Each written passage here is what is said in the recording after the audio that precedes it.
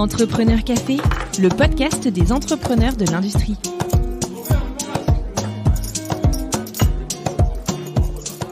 Bonjour à tous et à toutes, bienvenue dans ce nouvel épisode d'Entrepreneur Café, le podcast des entrepreneurs de l'industrie. Moi, c'est Seth Amegavi, l'un des créateurs du podcast. Aujourd'hui, je vous parle depuis Paris et je suis particulièrement heureux de vous présenter notre nouvel invité, Ousmane Seck, CEO et cofondateur de Monixo, une jeune entreprise spécialisée dans la maintenance prédictive. Dans ce nouvel échange, nous allons découvrir comment Ousmane et son associé ont créé Monixo avec un peu de culot en répondant à un appel d'offres sans pour autant avoir créé leur entreprise, mais aussi comment tout cela leur a plutôt bien réussi.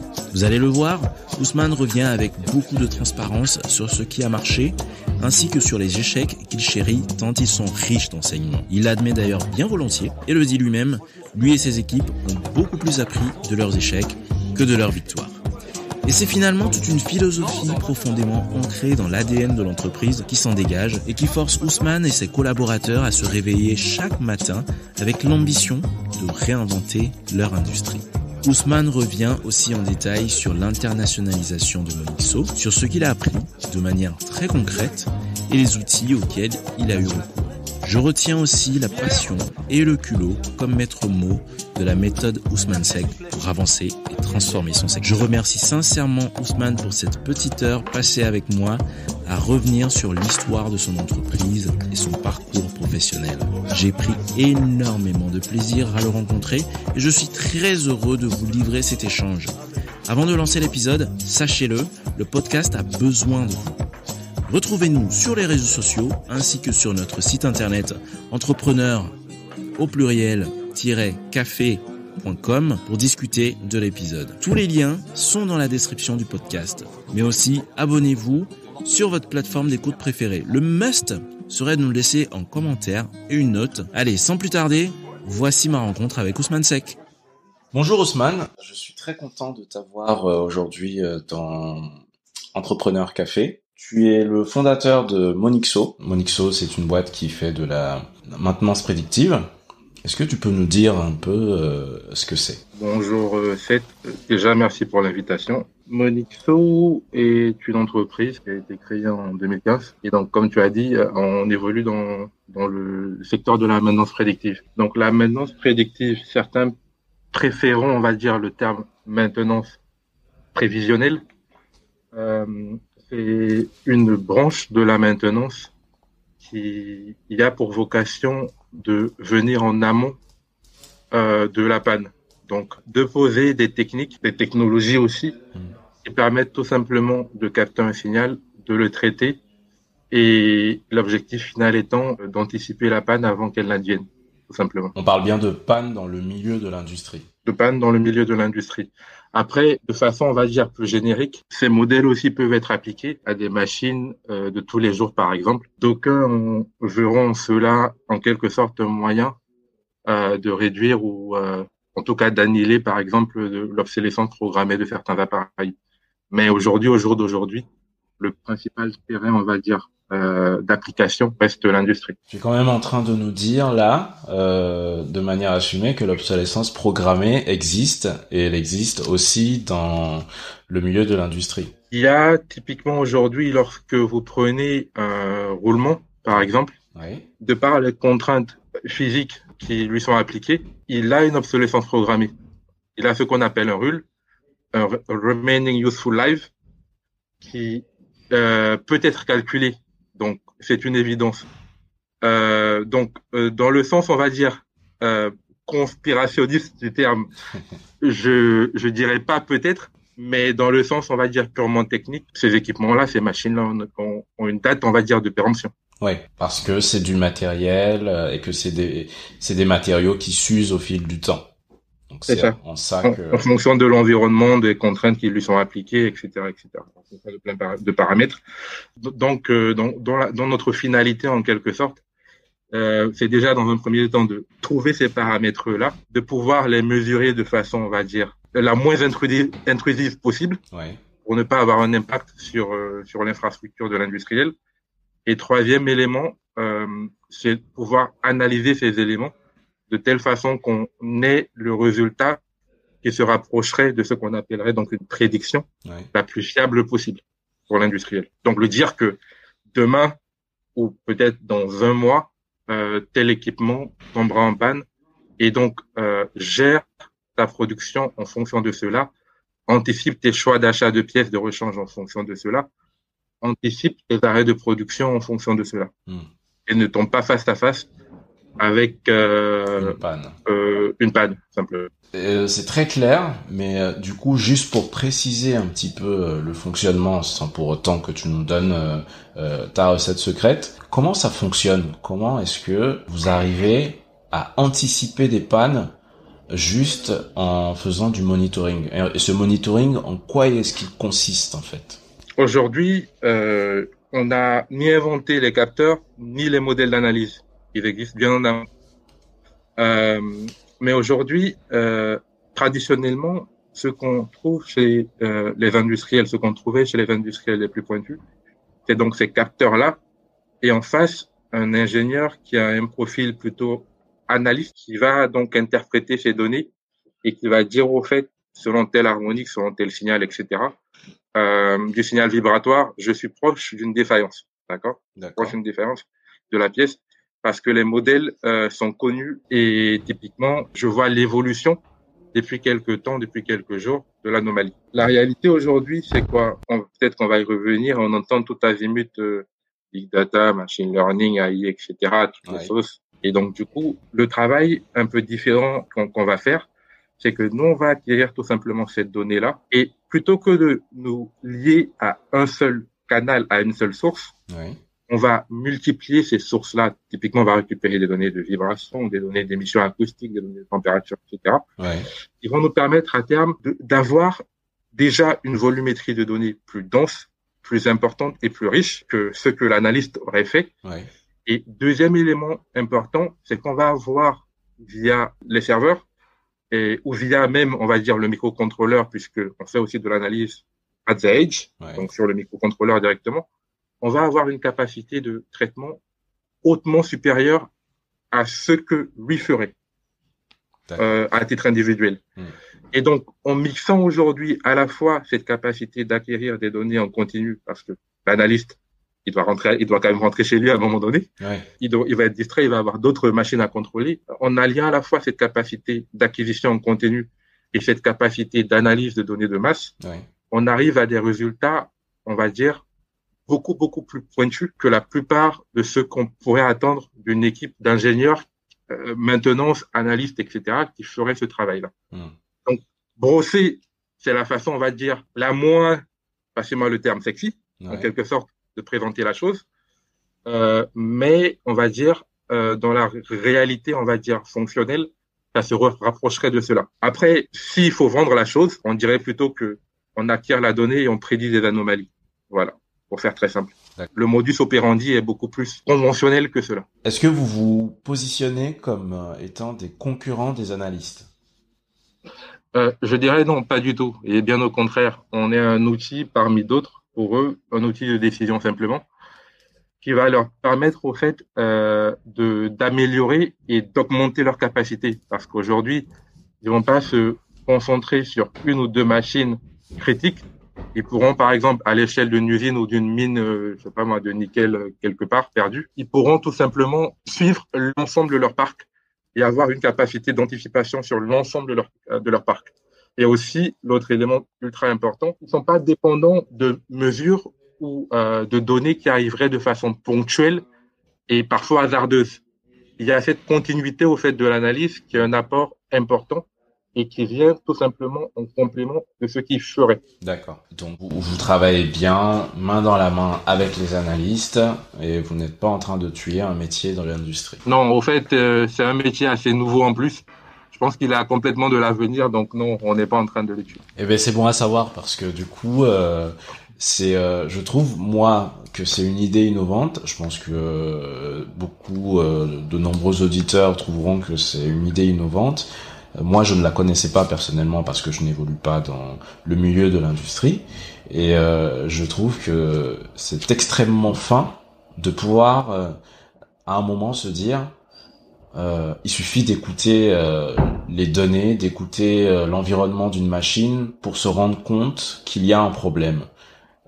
Comment est-ce que cette idée est née? Elle est née où? Je sais que tu as fait l'INSA. Je pense que l'idée a dû naître durant tes études, ou je ne sais pas. Je te laisse en parler. L'idée, elle est peut-être née un peu plus en amont, peut-être, je sais pas, de façon, on va dire inconsciente, tout simplement du fait que je baigne depuis très petit dans l'environnement un peu de la maintenance. Ouais. Et donc, du coup, je me suis retrouvé à faire à l'INSA, comme tu as dit, des études en informatique et en système embarqué, donc principalement. À Toulouse, c'est ça? Et à Toulouse, oui, à l'INSA de Toulouse.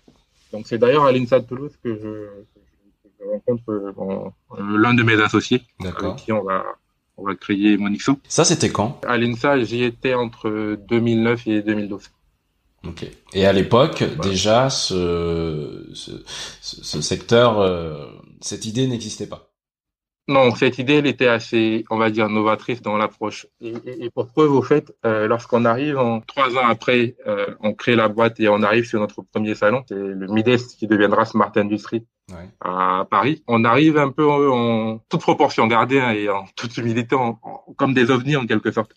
Et ça part au fait, l'intérêt, ça n'attire pas l'intérêt, on va dire, qu'on va prendre. Ça attire l'intérêt, est-ce que c'est possible en quelque sorte. Ouais. Qu'est-ce que vous nous racontez là? Ouais. Est-ce qu'aujourd'hui, a priori, si vous pouvez faire ça, pourquoi d'autres plus gros ne l'ont pas fait plus tôt? Exact. Tout simplement. Et c'est l'une des questions qui revenait le plus en 2015 lorsqu'on a créé l'entreprise. Mais vous avez créé l'entreprise en vous disant, cette idée, elle est bonne, c'est sûr qu'elle va fonctionner, on y va, vous avez investi du temps, sûrement de l'argent, sans que personne ne croie en vous dès le départ? Oui, en quelque sorte. Au fait, et je pense que c'est intéressant quand même de le dire, on s'est conçu un peu sur des échecs, on va dire. Et je vais un peu plus détailler cette partie-là, mais pour faire très simple, on s'est retrouvé avec une maquette, ce qu'on va appeler un MVP, si on veut, qui était fonctionnel. Et au fait, par les circonstances, pile poil au moment où on se disait comment on allait vendre de façon, on va dire, assez simple le produit, on s'est retrouvé avec ERDF en l'occurrence, qui est devenu, je pense, ERDF Enedis. Ils lançaient un appel d'offres national sur des solutions, on va dire, de monitoring et d'industrie du futur. On n'avait pas d'entreprise. On est en quelle année? On est en 2014-2015. Donc, au fait, nous, on commence la R&D en 2013. On était chacun dans une boîte, dans une entreprise. Amadi était parti, donc mon associé, il était parti à Grenoble. Et moi, j'étais resté à Toulouse. En 2015, on crée la boîte. C'est après cet appel d'offres de RDF. Je disais, en fait, on a besoin d'une solution. On a entendu parler de cette capacité-là d'anticiper, de prédire des anomalies. Et donc ça nous intéresse de savoir au fait qu'est-ce qu'on peut faire à l'échelle de notre réseau. C'est porté par EDF puisqu'il y a l'autre branche RTE qui est le pendant un peu de transport de RDF, donc plus en amont, qui font un appel d'offres. Donc nous on se présente, on n'a pas de start-up, on n'a pas d'entreprise, et on a des idées simplement. Et au fait, ce passage-là chez RDF va conditionner la suite de notre aventure entrepreneuriale. Parce que c'est à partir de là, au fait, que donc on remporte donc on est dans les 3 entreprises sélectionnées à l'échelle nationale. Donc du coup pour vous présenter, vous êtes obligé, vous êtes obligé de créer une structure juridique pour vous présenter. C'est ça. Non, c'est même plus tard que ça. Excuse-moi, mais c'est même différent, on va dire, puisqu'on crée l'entreprise parce qu'on a gagné le concours et à un moment donné, il faut facturer parce qu'ils veulent acheter des solutions. Voilà. Et ça, par contre, on est cash dessus. On leur dit, on n'a pas d'entreprise. Vous avez gagné le concours, c'est très bien, etc. Maintenant, on va vous passer des commandes pour doter nos transformateurs haute tension, qui est quand même le point névralgique du réseau de RTE, plutôt de RDF. On va doter nos transformateurs de capteurs et faire de la maintenance prédictive. Ah oui, c'est très bien, mais vous savez, on n'a pas d'entreprise. Si c'est ça, il faudra en créer une et ensuite on pourra vous passer commande. Et donc, en mai 2015, on va immatriculer l'entreprise et on l'a créée à Créteil par circonstance aussi. Ouais. Parce que vous étiez là-bas. Voilà. Oui, parce qu'en plus de ça, la plupart des premiers prospects qu'on avait étaient en région parisienne. Donc, plutôt que de venir de Toulouse ou de Grenoble à chaque fois. Donc, du salon, vous vous retrouvez à gagner un appel d'offres. Vous n'avez pas d'entreprise, vous n'avez pas forcément de financement, et vous vous retrouvez à être le client privilégié d'une énorme structure qui a de quoi vous fournir un terrain de jeu monumental. C'est ça. C'est exactement ça. Mais au départ, on ne pense pas forcément au chiffre d'affaires. On pense au terrain de jeu. Et tu as parfaitement résumé le propos. Parce que pour nous, il fallait faire des preuves. Et on savait que si on faisait notre preuve là, on serait capable tout simplement de vendre le concept ailleurs. Ouais. C'est incroyable. Voilà. C'est une histoire incroyable parce que ça arrive pas souvent, en fait, qu'une idée comme ça, qui prend tout de suite et qui a un client et le client investit énormément d'argent dedans, se retrouve à ce niveau aussi simplement. Votre histoire, en même temps, c'est une histoire de chance et une histoire de culot, parce qu'au final, vous y êtes allé en vous disant, on est sûr que c'est une bonne idée, on la présente. Personne n'y croit et c'est dommage en fait que personne n'y croit à cette époque-là, mais en même temps vous n'aviez pas les données pour prouver ce que vous disiez. C'est ça. Après on y va de culot en culot parce que après cette étape-là, on se dit bon, c'est très bien. Maintenant, on a entendu parler brièvement d'un très grand salon, on va dire, c'est le plus grand salon industriel au monde, qui se passe à Hanovre chaque année. Qui se passe à Hanovre. Ouais.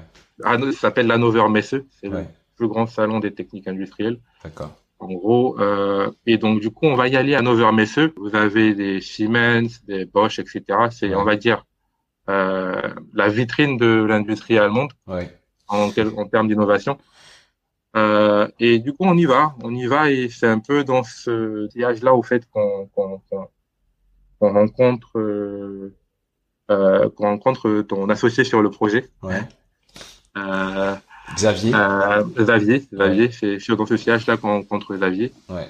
Qui à l'époque est, disons-le, qui travaille du coup à l'époque pour Business France. Pour Business France, exactement. Et on aura travaillé de façon plus approfondie avec lui lorsqu'on décidera de se lancer sur le marché américain 2 ans après. Donc voilà. Donc en 2017-2018, on décide de se lancer sur le marché américain et Xavier était à Toronto, Chicago, et il nous a aussi aidé à ce niveau-là. Mais déjà en 2015-2016, on décide de lancer à l'assaut de Hannover Messe. Et là encore, ça va nous ouvrir encore des portes et ça va nous permettre au fait de rentrer chez d'autres industriels automobiles, par exemple. Je peux les citer, PSA, Renault, par exemple.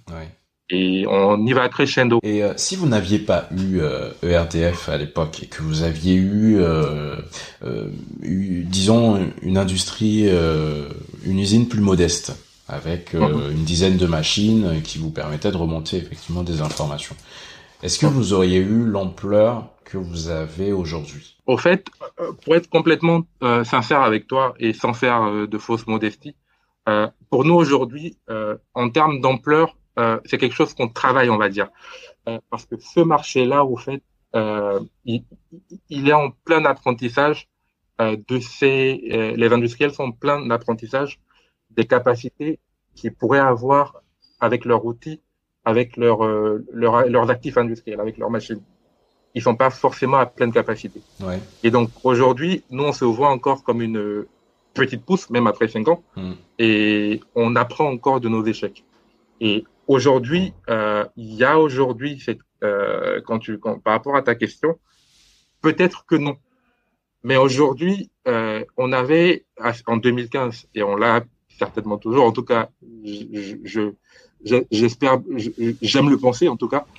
On avait énormément d'énergie. Et pour nous, c'était ERDF ou c'était par une autre voie.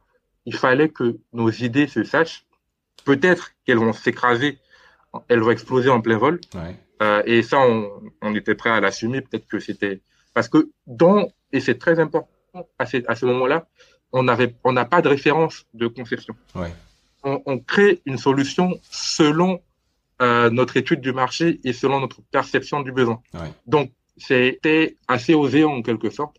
Et pour nous, il fallait aller au bout de cette réflexion-là. On a eu la chance aussi que ça soit RDF, il s'est passé un peu différent. Ouais. Voilà. Et comment est-ce que le déploiement à l'étranger s'est passé? Parce que du coup, on a évoqué là le passage par Business France. Je pense que ça vaut le coup de faire une petite pause sur ce récit parce qu'on ne le sait pas. La France donne des moyens aux entreprises qui veulent se déployer à l'étranger de le faire et les accompagne. Que tu pourrais nous raconter un petit peu comment ça s'est passé et sur les pays sur lesquels vous vous êtes déployé. On a commencé dès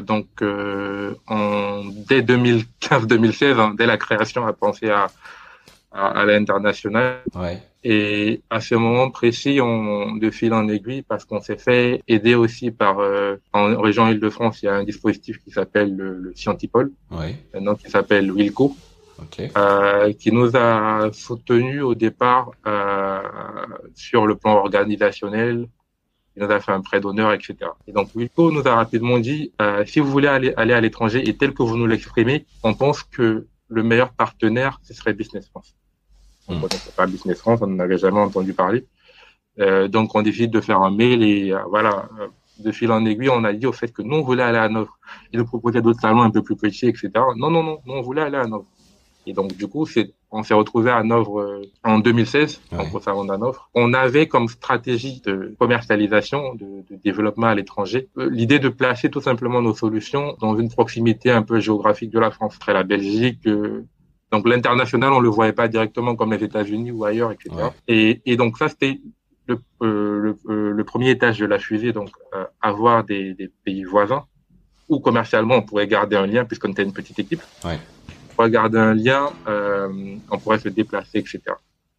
Et la deuxième étage, c'était de commencer l'international aussi par l'Afrique parce on était originaire aussi de là. Et donc, du coup, le Sénégal en particulier. Donc, on a commencé un peu dans les deux sens et à prospecter et à mettre aussi les moyens. On a rapidement créé une filiale sur place. Ouais. Et l'idée de l'international a germé ainsi. Et le premier échec, on va dire l'un des premiers échecs qu'on a eu, c'était aussi de ne pas forcément assimiler les aspects culturels au fait de certains marchés, dans la forme et dans l'approche. Et donc, du coup, on s'est planté sur certains de ces aspects-là. Ça a permis, au final, en revenant et de façon différente, d'avoir une stratégie un peu plus fine et un peu plus appropriée et en phase aux besoins de ces marchés-là. C'est-à-dire, Lorsqu'on part, par exemple, dans un pays tout seul, quand je dis tout seul, donc Monixo, on se fait accompagner par Business France, voilà. On arrive dans ce pays-là, on part par exemple aux États-Unis en 2017 avec Smart Factory Connection Tour. Ouais. On se rend dans le bassin automobile américain, donc Michigan, Detroit, un peu la zone avec l'ensemble des sous-traitants. On se rend à Chicago, etc. Nous, typiquement, on continue la prospection jusqu'à San Francisco. On se rend compte au fait que on a en face de nous des industriels qui avaient une vision très différente et on va dire qui tranche énormément avec la vision des industriels français. Ouais. Au fait, les industriels américains avaient des besoins, on va dire, qui étaient en phase avec leur marché et avec ce qu'on ne visualise pas peut-être d'ici, des instruments, des outils de production assez anciens.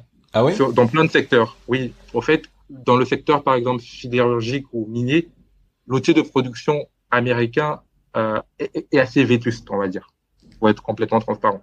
On le perçoit pas peut-être d'ici, mais j'étais avec Xavier sur les visites et compagnie.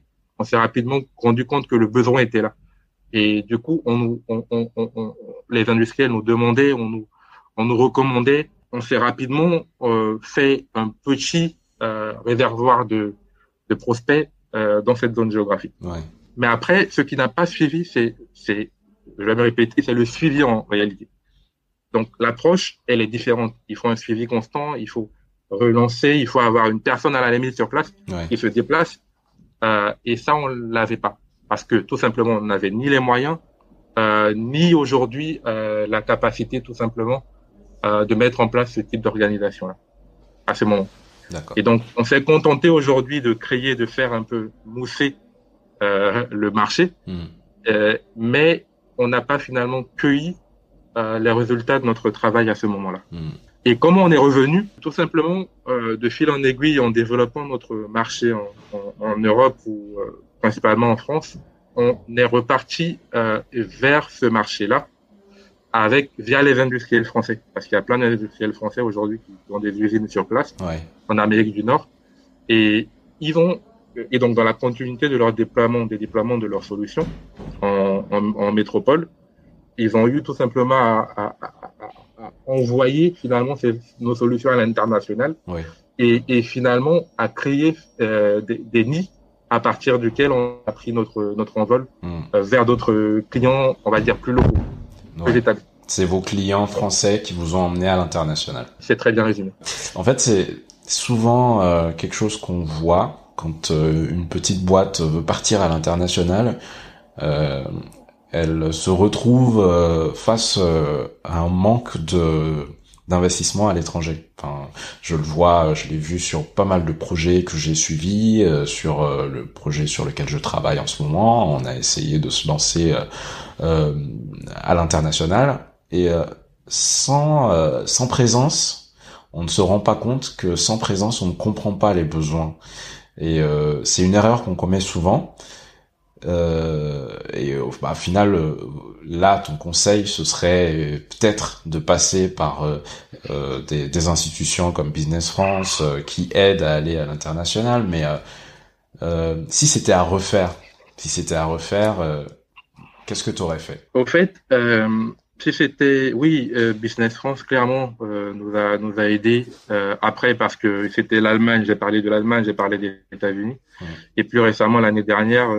En fin 2019, on a décidé de se lancer un peu sur le marché minier canadien et australien aussi. Donc, parce que c'est les deux principaux pays du secteur, avec des boîtes qui exploitent un peu, on va dire, une bonne partie des mines à l'international. Donc, du coup, avec Business France toujours. Et donc, du coup, si c'était à refaire, clairement, on referait certainement peut-être un peu pareil. Pourquoi? Parce que, en tout cas, nous, dans notre philosophie entrepreneuriale, on a une fibre avant tout technique, on va dire. Une fibre technique, c'est-à-dire quoi? Les aspects financiers, il le faut, c'est une entreprise, on se les coltine un peu, en quelque sorte. Et les aspects administratifs, pourquoi pas? Mais ce qu'on aime faire, c'est d'abord de la technique. Et ce qu'on aime faire, c'est une aventure de passionné en quelque sorte, on va dire. Et donc, faire ces choix-là nous a permis un peu de nous planter. Et au fait, de ces échecs-là, qui ont été assumés et qui nous ont servi, on a appris énormément de choses. Et aujourd'hui, typiquement, lorsqu'on va se rendre sur un marché qui est complètement différent, qui est du marché américain, etc. Je parlais de l'Australie, je peux parler par exemple de ce qu'on est en train de faire, par exemple, en Afrique aussi ou en Amérique du Sud. On se dit, au fait, il faut faire attention. Il faut trouver des partenaires locaux. Il faut briser cette barrière-là et être beaucoup plus proche des réalités terrain, etc. Parce qu'on a vécu ces échecs formateurs-là qui nous ont permis d'avancer. En tout cas, nous aujourd'hui, on vénère aujourd'hui beaucoup plus ces échecs-là que nos semblants de victoire qu'on pourrait glaner.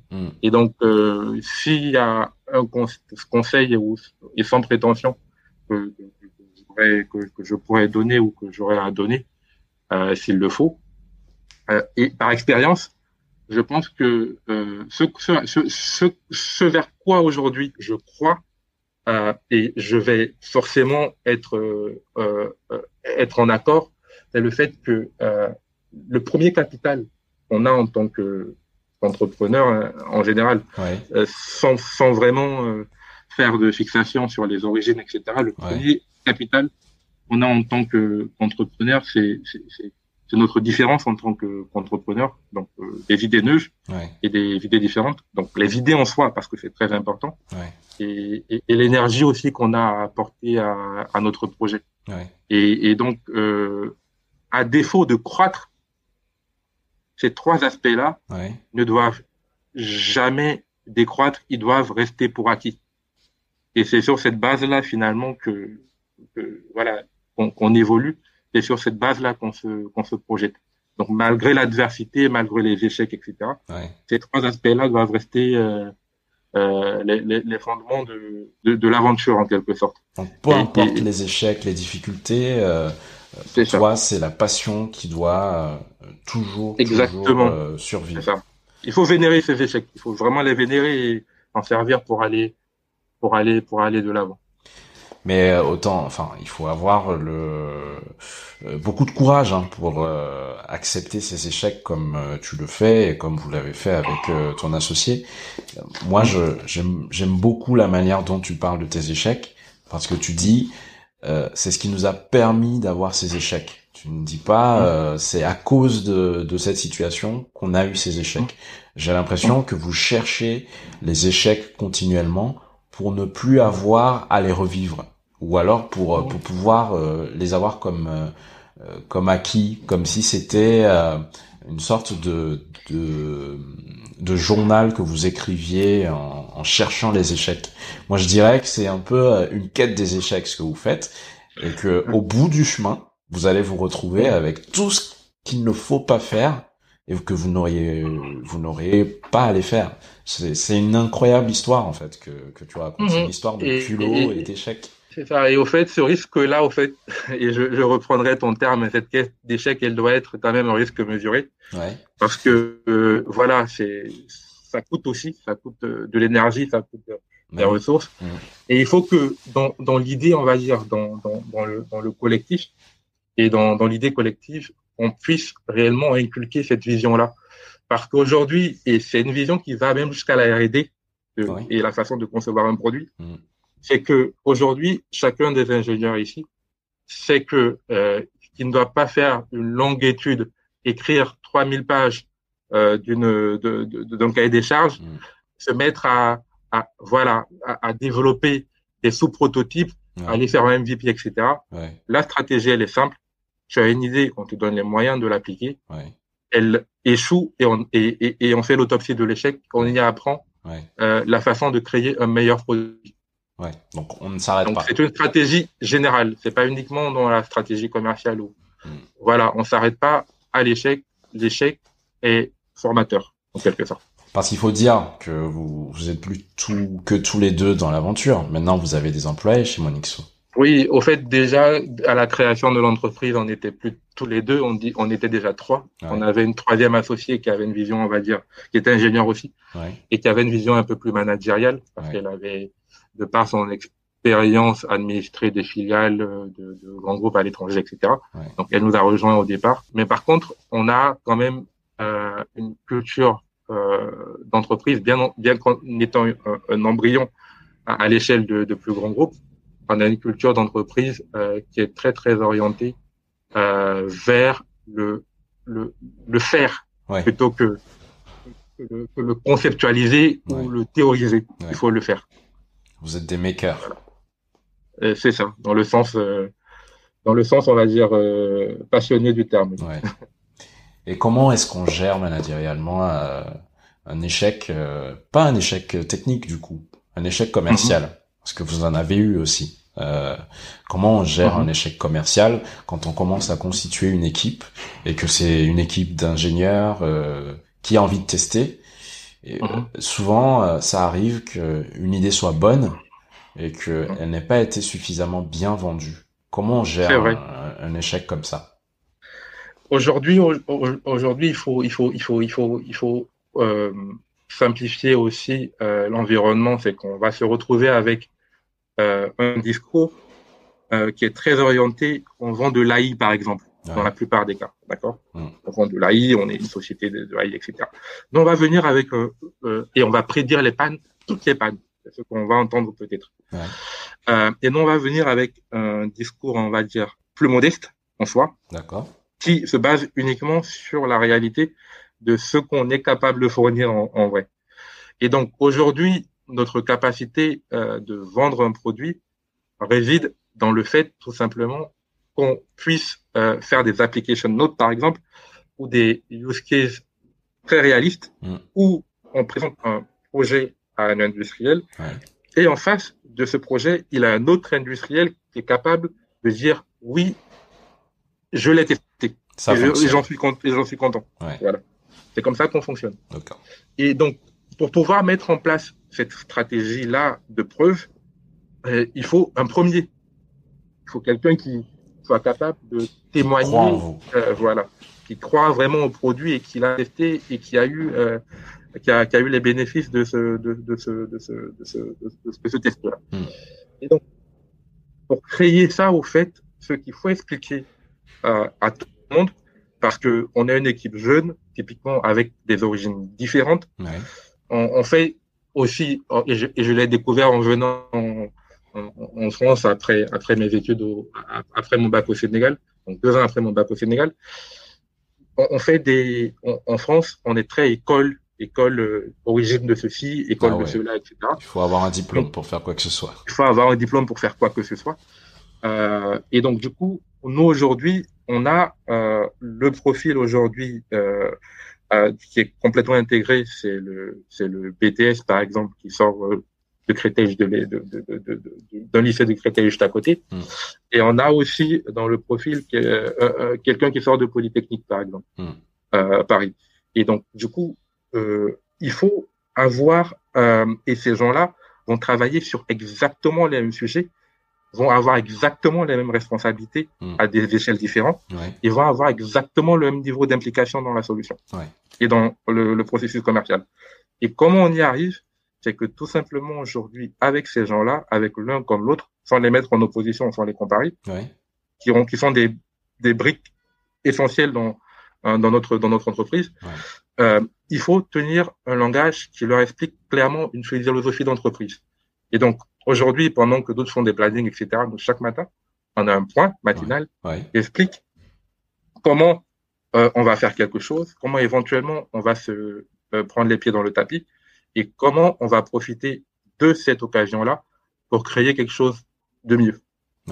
Et ça, c'est chaque matin qu'on le fait. Donc voilà. Et donc ça permet au fait de marquer cette idée-là. Et ça permet au fait de donner aussi de l'énergie et que chacun prenne ses responsabilités pour aller beaucoup, beaucoup plus loin qu'on pense faire. Des fois, quelqu'un arrive avec une solution et dit, au fait, on doit remplacer, Ousmane, on doit remplacer ton choix par ceci, parce que j'estime que c'est mieux. Je dis, quand est-ce que tu as eu le temps de penser à ça? Effectivement, c'est beaucoup mieux. On va changer et on change. On fait une VX.X. Je sais pas. Et donc, du coup, on fait évoluer comme ça. Et il y a des idées qui germent et qui remplacent des solutions qui datent de 2015. Donc, qui pour nous étaient, on va dire, essentielles dans le produit, etc. Mais le fait qu'on sache qu'il faut briser la glace et faire avant de théoriser fait que on est capable d'aller plus vite et éventuellement de produire des solutions plus adéquates pour le marché. C'est vraiment intéressant, ça me fait penser au fonctionnement agile, comme si vous travailliez constamment en améliorant l'existant, en faisant des sprints et en validant des concepts assez rapidement. Parce que du coup, vous n'êtes pas sur la conceptualisation, la validation, le copy, vous allez assez vite. J'ai l'impression que une fonctionnalité peut sortir à la fin de la journée alors qu'elle a été évoquée en début de journée. C'est exactement ça, c'est exactement bien résumé. Et du coup, dès que quelqu'un arrive avec un projet beaucoup plus gros, sur plusieurs mois ou sur plusieurs semaines, on décide de le couper en petits morceaux. De modulariser la solution et on va réellement travailler sur des modules plutôt que sur une solution, on va dire, finie et packagée. C'est vraiment très intéressant. J'ai appris énormément de choses On arrive au bout de ce podcast et tu nous as déjà donné pas mal de conseils dans l'entrepreneuriat. En tout cas, de ta vision, j'ai retenu passion et culot. Mais du coup, quel est l'avenir de Monixo aujourd'hui? Comment ça se profile? Qu'est-ce que vous êtes en train de préparer? On prépare principalement aujourd'hui. C'est une année particulière. Je pense Pour tout le monde, oui. on n'en a pas parlé, mais bon, je pense que c'est assez particulier. Ouais. Donc, au fait, 2020, c'est l'année, au fait, pour nous, d'une affirmation à l'international aussi. Donc, on a pu aujourd'hui s'attaquer typiquement au marché sud-américain, au marché russe, par exemple, au marché canadien. Et donc, du coup, l'idée, c'est de continuer sur cette voie-là.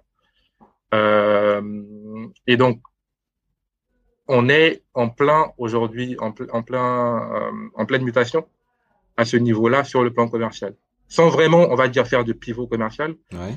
On est en train de construire un pôle commercial à ce marché international. Et c'est pas juste on va dire une stratégie d'apparat ou voilà, c'est une vraie stratégie, on va dire coordonnée avec des acteurs locaux. D'accord. Donc vous êtes en train de vous réorganiser pour être plus agressif sur le niveau commercial. On l'est déjà, on va dire. Ah oui, donc c'est déjà fait. À ce stade-là. Vous avez et là, profité on du est en train confinement pour on est vous plutôt réorganiser. dans la phase où on est en train on fera un bilan des résultats. Ouais. Mais pour le moment, c'est très stimulant et c'est très intéressant à ce stade-là. Ouais. De l'approche qu'on a fait, qu'on a prise en tout cas. Et toi, personnellement, est-ce que cette nouvelle approche te tient en ébullition? Est-ce que ça ne te dérange pas de t'éloigner de la technique, finalement? Non, au fait, ce qui me tient en ébullition et ce qui me motive et qui m'accapare, c'est les prochains, on va dire, les prochaines solutions techniques qu'on apporte au marché. Ouais. Et on va dire, sans commune mesure au fait, à ce niveau-là, 2021 sera très passionnant techniquement. Ouais. On arrive avec des solutions, on va dire. On a travaillé les 3 dernières années sur des solutions, on va dire, très, très spécifiques, sans trahir quoi que ce soit. C'est une stratégie, on va dire, technique de R&D qu'on avait, aussi commerciale qu'on avait depuis 3-4 ans. Et les premiers produits vont être présentés début 2021 à Hanovre, salon d'Hanovre. Ouais. Et donc, ça, typiquement, techniquement, c'est ce qui, on va dire, me booste et ce qui me tient en haleine. Après, d'un point de vue commercial, j'ai des collègues, effectivement, qui travaillent sur l'international. Ouais. Moi, j'y vais. Je pense que ça nous a un peu ralenti au niveau du podcast aussi. C'est vrai. Et moi, j'y vais vraiment à reculons peut-être, c'est vrai, mais j'y vais aussi quand c'est nécessaire. Parce que j'ai des collègues qui savent un peu réduire la charge à mon niveau et qui me permettent de vraiment me focaliser sur la technique. Ouais. Donc c'est un mal pour un bien. On l'espère en tout cas. Eh ben, je vous souhaite beaucoup de courage. Cet échange a été très intéressant. J'espère qu'il plaira à nos auditeurs. Merci pour le temps que tu nous as consacré, Ousmane. Moi, j'ai mon café en face de moi. Je vais le terminer et je vais reprendre ma journée comme elle a commencé. J'espère que la tienne va être aussi stimulante que tu nous l'as raconté. En tout cas, elle a l'air. Je vous souhaite beaucoup de courage dans votre aventure. J'espère que nous nous croiserons au détour d'un salon, peut-être très prochainement. Je pense que je vais m'intéresser beaucoup plus à l'industrie maintenant que je sais que il y a beaucoup d'innovations qui se font. C'est incroyable et j'espère que vous allez percer cette bulle qui entoure le monde de l'industrie parce qu'il y a énormément de choses à faire et c'est dommage que ça ne soit pas connu du grand public. Et en même temps, c'est pour ça que ce podcast existe. En tout cas, merci beaucoup. Merci Seth. Et j'espère aussi et surtout que ça ramènera de nombreux entrepreneurs dans le secteur et beaucoup qui se diraient bon voilà pourquoi pas, et honnêtement ça en vaut la peine. Ouais. Et tu prouves bien qu'il n'y a pas besoin d'avoir de gros diplômes pour le faire, puisque l'intégration en fait finalement se fait par les idées. Complètement, exactement. Et voilà, c'est terminé. Merci de nous avoir écoutés jusqu'à la fin. Je tiens à remercier Ousmane pour sa générosité. Et je vous invite à venir nous rejoindre sur nos réseaux sociaux ainsi que sur notre site internet entrepreneur-café.com. Si cet épisode vous a plu, n'hésitez pas à nous laisser une note ou un commentaire sur vos plateformes d'écoute préférées. Cela nous aide énormément. Sur ce, je vous donne rendez-vous donc la semaine prochaine pour un tout nouvel épisode d'Entrepreneur Café.